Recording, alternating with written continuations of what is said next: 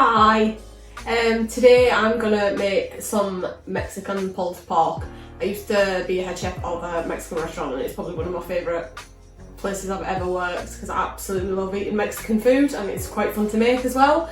It does require quite a lot of individual ingredients, but it's definitely worth it. You can do so much with it once it's done.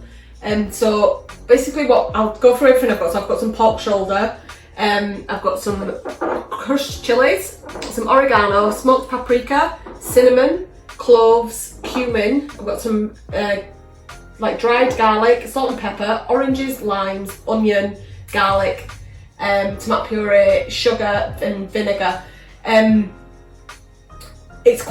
live in quite a small town and particularly during lockdown it's quite difficult to get real sort of authentic Mexican ingredients. Even at the best of times it can be quite difficult to get. So this is kind of like using the things that are closest to what you would use if you were cooking authentic, really authentic, and using all the really authentic ingredients. So there's some stuff that might be slightly different if you've made it before or if you've seen it being made, but it's the closest things that I can get to the actual ingredients that you need, but it's still going to be absolutely delightful.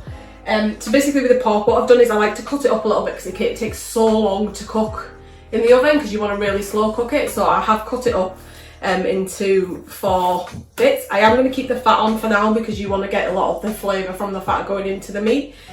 So I'm just going to add that to my dish. And then we're just going to start. Basically it all goes in with the pork and you mix it all up and marinate it and then put it in the oven for a good at least 3 hours longer if you can on a really low heat until it just pulls apart and you can mix it all together and it's just delightful. So what I'm going to do first is I will just cut up my onion. Now onion's in there just for flavour. Onion is in everything and I meet a lot of people that say they don't like onion, but nothing would be great without onion. I absolutely love onions so much. So just roughly chop it because it's going to cook for a really long time in the oven, so you just want it doesn't need to be really fine or anything. Just roughly chopped. Just chuck it in. So we're going to mix this all up together, so for at the moment you can just kind of chuck it in as you go. Now garlic is one of the sort of real key ingredients in this, so you want to get quite a lot of garlic in. Look at the size of these garlic cloves, that is unreal. Look at that. Not that I needed that much. So I'm just going to roughly sort of chop and crush these cloves and then we're going to put some dried garlic in as well. And these will just after they've been roasted, garlic goes so beautiful and sweet when it's been roasted, so it'll really add a lot of flavour to this dish.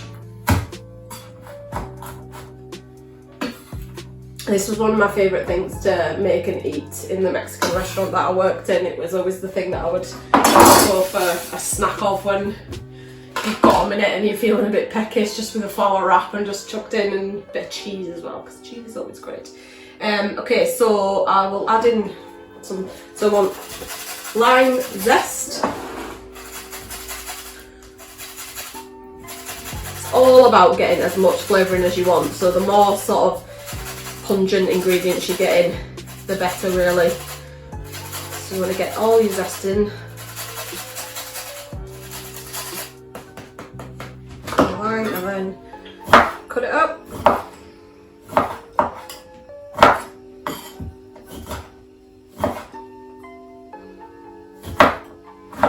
And then I'm going to squeeze it, but then chuck the rinds in as well.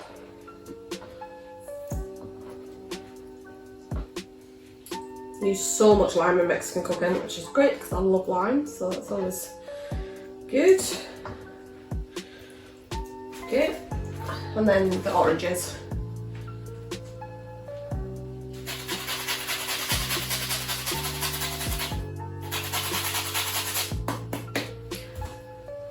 And the same with the oranges, cut up, squeeze in the juice, and chuck the rind in.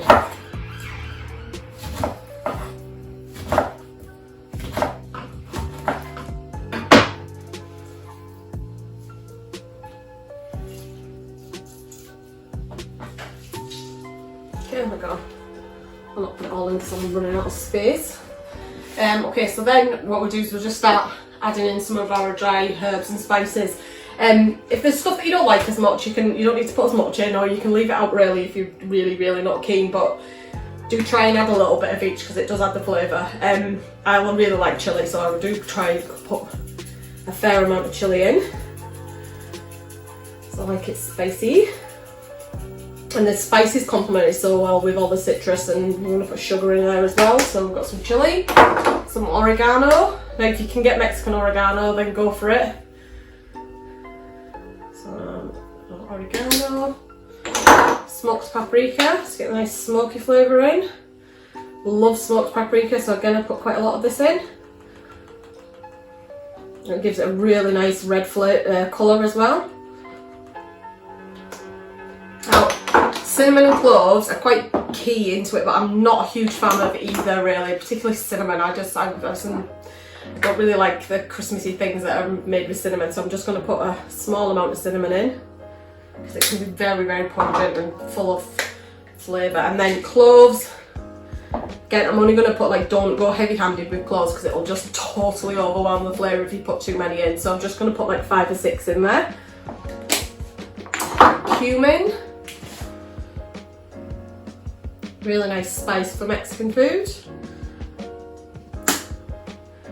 Some dried garlic. Again, I say all the time I love garlic, so I'll put quite a lot of that in. And some salt.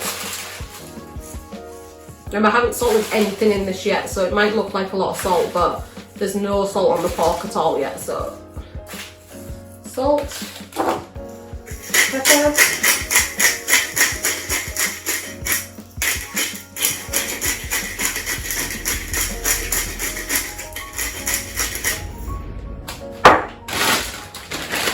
Sugar,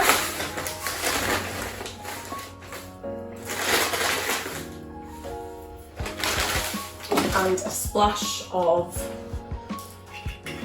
vinegar. So it's cider vinegar that I'm using there, and just a wee squeeze of tomato puree just to get a nice colour in there and just a little bit of extra flavour. And that's everything that you need in. And now it's just about getting your hands messy really and mixing it all up. Don't be shy, just get in there. You want to try and make sure as much of the meat is coated and with the marinade as possible. It smells absolutely amazing at this point. It's got so much big flavours in there, it's going to be great. And try and put if you keep your fat on, which I suggest you should, try and keep that up at the top so that when it cooks it crisps up and a lot of the flavour from the fat goes down into the meat. I know a lot of people don't like eating fat and will take this out when we're pulling the pork, but it's brilliant for flavour. It gets a lot of flavour, particularly pork fat. So that's that really. So what we just need to do there is that it's going to go in the oven. I'm going to put my oven on as low as it'll possibly go. I think it's like 100 degrees, and we'll just let that cook. I'm going to foil over the top, particularly from the start of the cooking, just so that the top of the meat doesn't get too dry and crisp up. And I'll probably turn it over a couple of times throughout the whole process as well. Make sure that it's getting basted and all the flavour at the bottom. And we'll just cook it until literally it just falls apart. It's really important to be able to pull it, and then we can pull any fatty bits out that have not melted down in there as well. So yeah, we're just gonna foil it and put it in the oven, and I'll see you in a few hours. I can't wait to open the foil once it's cooked and get in there. It's gonna be great. 5 hours later. Okay, so it's finally been time to take the pork out of the oven. It has been hours cooking, but it's definitely worth it. I probably cooked that for about 5 hours. checked it about halfway through and I pulled out all the extra bits of lime and orange that I had because I tasted it and it was getting a little too overpowering, so I've taken that out and then put it back in. It smells absolutely amazing. So what I'm going to do, they're just the really sort of fatty bits I'm going to try and take out because you don't want those into the pulled bit.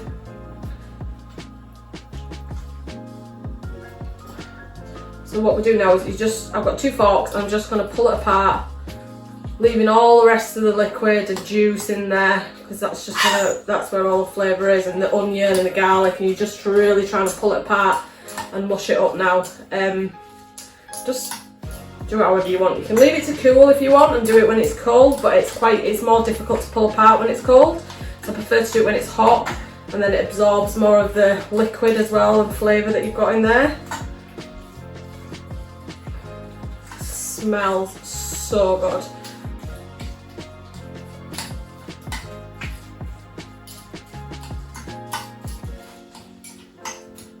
If I get there.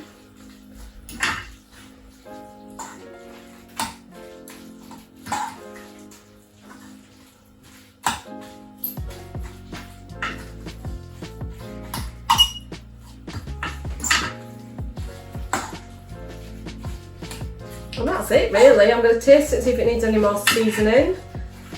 Might need a little bit more salt.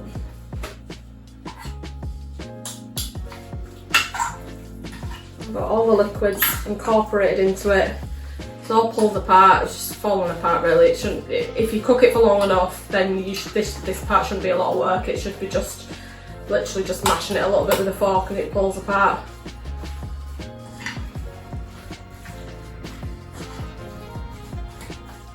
And that's it. So it's a good taste. It's really hot, so I need to be careful. Really good. I'm going to just add a little bit more salt.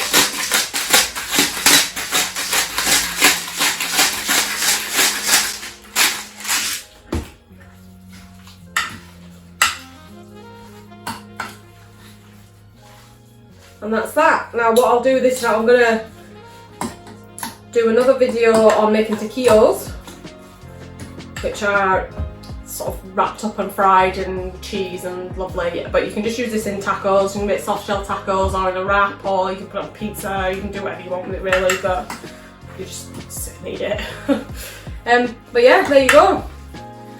Really, really easy, just takes time, and if you've got a slow cooker you can put it in the slow cooker and leave it on while you're at work or whatever and come back and enjoy it when you get home. Delightful. If you liked this video, click the subscribe button and smash the bell and never miss another video. Bye!